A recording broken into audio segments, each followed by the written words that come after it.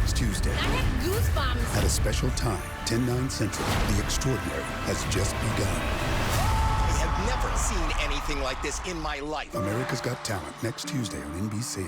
The passengers are in danger. There was blood streaming down the walls. We need to destroy the tail fin. We are gonna die.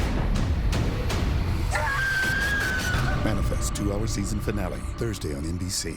Later, Jimmy Fallon welcomes Lin-Manuel Miranda in studio. NBC Tonight.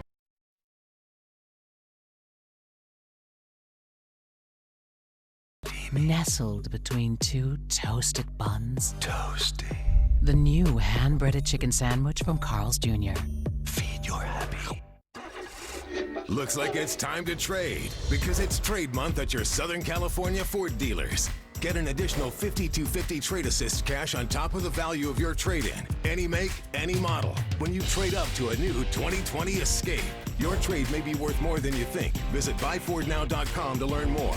Now get 5,000 trade assist cash on a 2020 Edge SE or SEL. So if your trade is worth 5,000, that's 10,000 on Edge. It's trade month at your Southern California Ford dealers. Craving something wild? I'm an animal. Hot and hand-breaded? Grr. A sweet maple glaze? Whoa, waffles. The new hand-breaded chicken and waffle sandwich from Carl's Jr. Available all day. Feed your happy.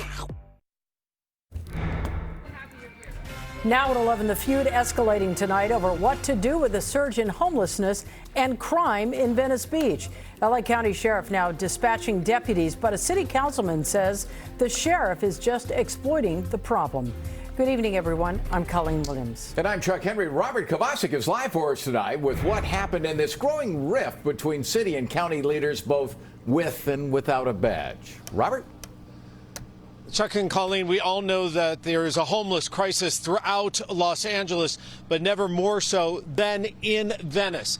Sheriff Villanueva says he was moving into that hotspot to do what city leaders had failed to do. But tonight, LA City Council member Mike Bonin tells NBC4 that involvement is, quote, counterproductive.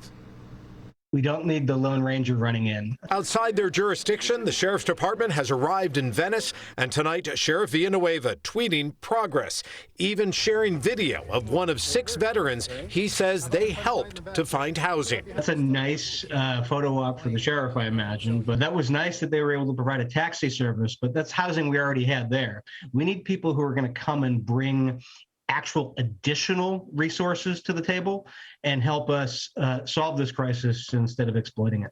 Thank you so much. VC was there today as the homeless outreach services hit the boardwalk. What we saw was human misery. But LA City Council member Mike Bonin says their presence was a disruption. The approach we're trying to take in Venice is to house people without having to use uniforms and badges and guns. We're not living in a police state. Some seem to welcome the help. Bonin says within weeks there should be additional funding for housing and mental health. And though he dismisses Villanueva in Venice as a, quote, stunt, he offered this message. Sheriff, if you've got some actual housing resources you can bring, if you're willing to cooperate with agencies, we're certainly willing to listen.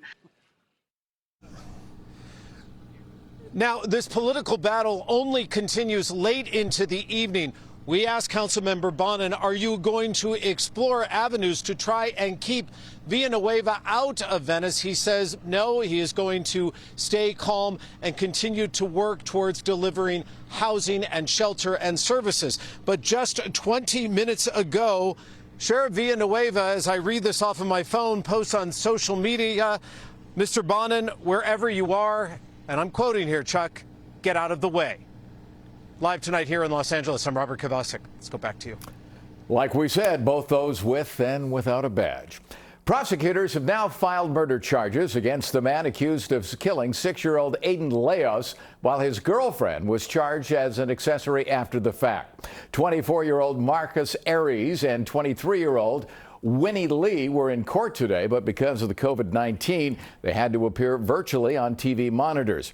Prosecutors say they're convinced that Aries willfully and maliciously fired his gun into the car that Aiden's mother was driving, and they are certain that they can prove it without a reasonable